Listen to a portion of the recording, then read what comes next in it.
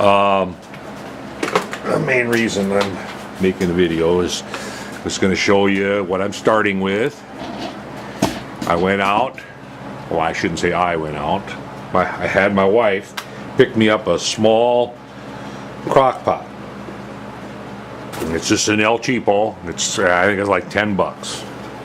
So, and came from our local Walmart store, the store I actually don't like.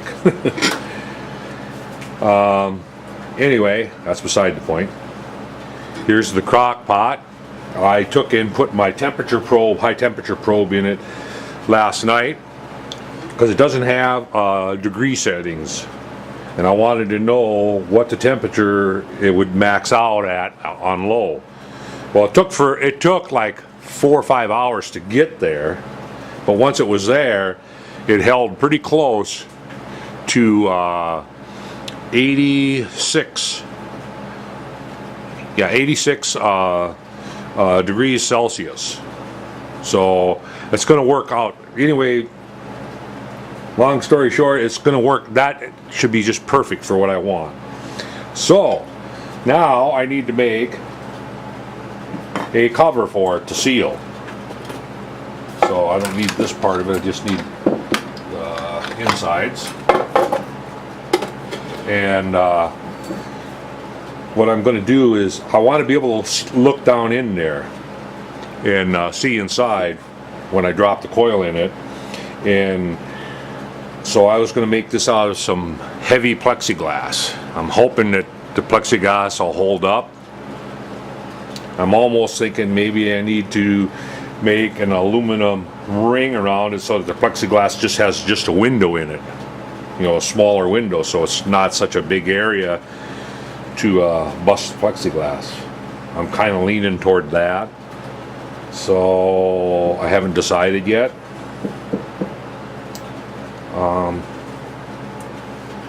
But I think that's what I'm going to do. I think what I'm going to do is I'm going to cut an aluminum ring, leaving about maybe 2-inch, 3-inch windows that I can look in to look down and make sure that the air bubbles are all out of the coil before I power it off. If I had plexiglass that was domed, then it would be a lot stronger because it would be pushing out. But I don't have anything like that. I wish maybe I'm going to do, I think before I start, I think I'm going to go and do some research on the internet to see if I can figure out at what, how much, what strength, do some calculating and see if I can figure it out. It's, like I say, either that or it's make a ring and then put a window in it. And then plus I got to put a vacuum gauge on there. And a pressure relief valve, and also a reed valve for sucking the vacuum out and not letting it. And what I plan on using for a vacuum pump, we have a vacuum sealer for our kitchen. And don't tell my wife, but I'm gonna take that and use, you know, because it comes with we have canisters also that has a hose, you just plug it in. I'm just going to use that plug in for the canister and vacuum this. So I think that should work. Just need to put a rubber seal around that, and if I put an aluminum ring on here, that would probably be the way to go. Is there room to put not really room to put a clamp to clamp the, I was going to say I could, well, it would sit up a little bit. I don't know how much that would affect my temperature. So I was thinking I could put a aluminum plate on there and then have the rubber seal and then have it clamped. How about? Not really enough to clamp on. I'm afraid the ceramic stuff, I'm afraid of busting it, you know. I think it's better to just have it sit on there, and once the vacuum pulls it down, it'll seal up. I should take this coil and make sure I put it in something, because it says to keep it away from moisture. Don't want it to get it all wet. All the water will boil out anyway once in the impregnation process here. Impregnating process. Sounds kind of funny, but what it's doing is it's sucking the air bubbles out, air pockets out, and boiling off the water, because the water will I think it's, I'm not sure what the term is for it, but if you lessen if you're in a vacuum, water will boil at a lot lower temperature. So if I get it down to where half of what I want to get it to, the water will boil out at 100 and I think 160 degrees. So, and that way the water, any moisture that's in that coil will boil out so that it can't, and then it'll be replaced with wax. It'll suck wax in. So, but anyway, that's where I'm at. I think I'm gonna start with. I think I'm gonna just go ahead and start with a solid piece of plexiglass first. If it breaks, it breaks. Then I'll know. I think I got plenty of. I think it's 5/16 or 3/8 thick plexiglass. I'm just gonna go ahead and take a chunk of that and mill out a circle. And what I'll do is I'll get the vacuum gauge on there and a spigot to suck it down, and we'll see what happens. So I'll come back once I get the circle milled out and a vacuum gauge, and I start to see if it's going to hold up or not. So I'll be back. Catch you later.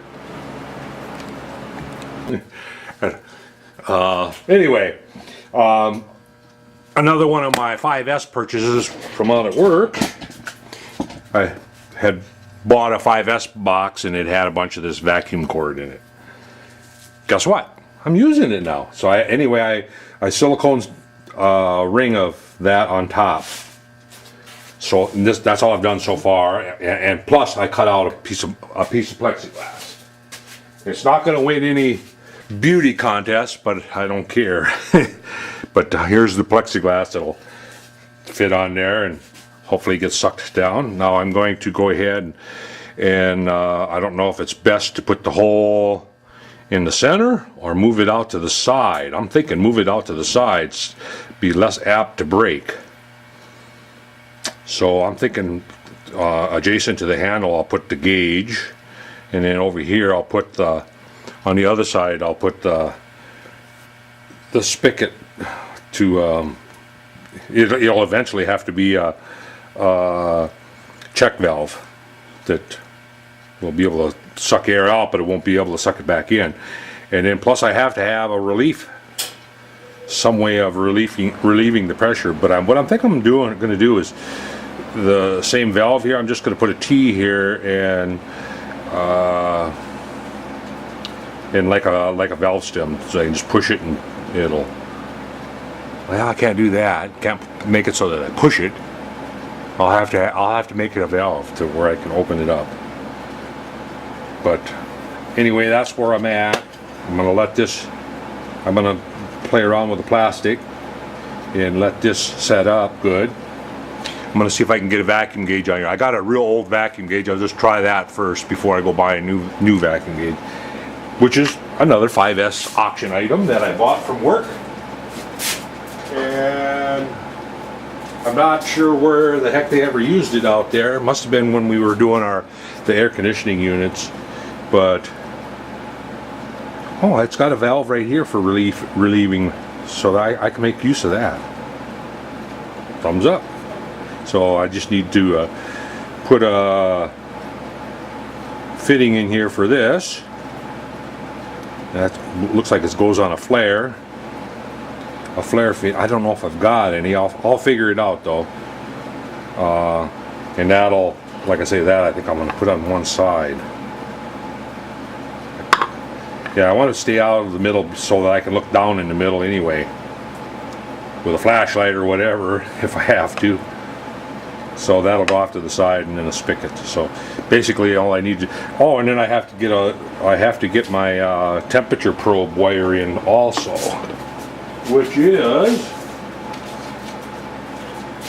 which is this that I use.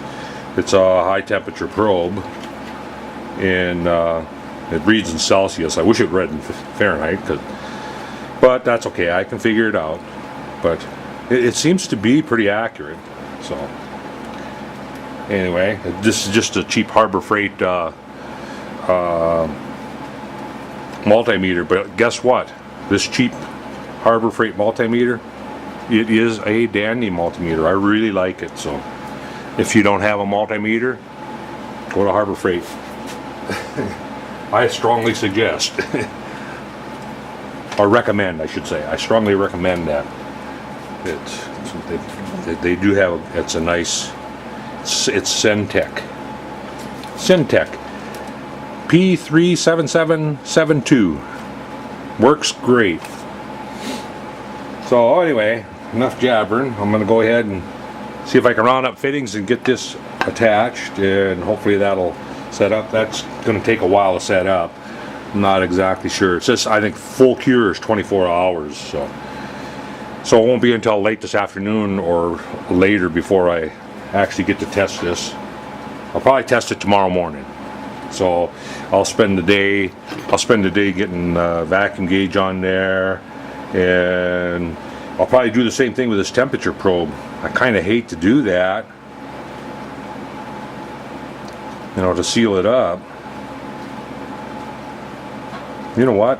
I'm wondering if I even need a temperature probe, because I know what the temperature is going to be now. I think I'm going to chance it and forget about the temperature probe, and just go with just the gauge and check valve. But I'll have to make a check valve. I don't have a check valve, and I'll just go ahead and make one. They're easy to make. They're in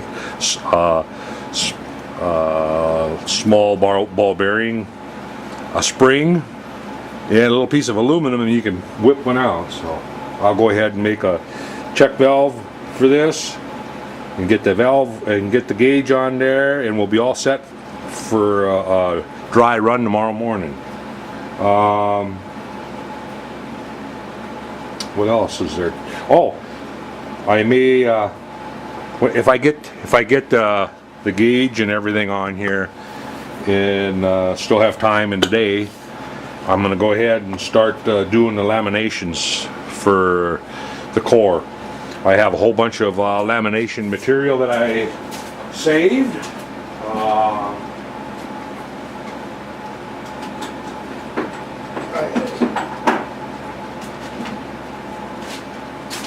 Know me, I save everything.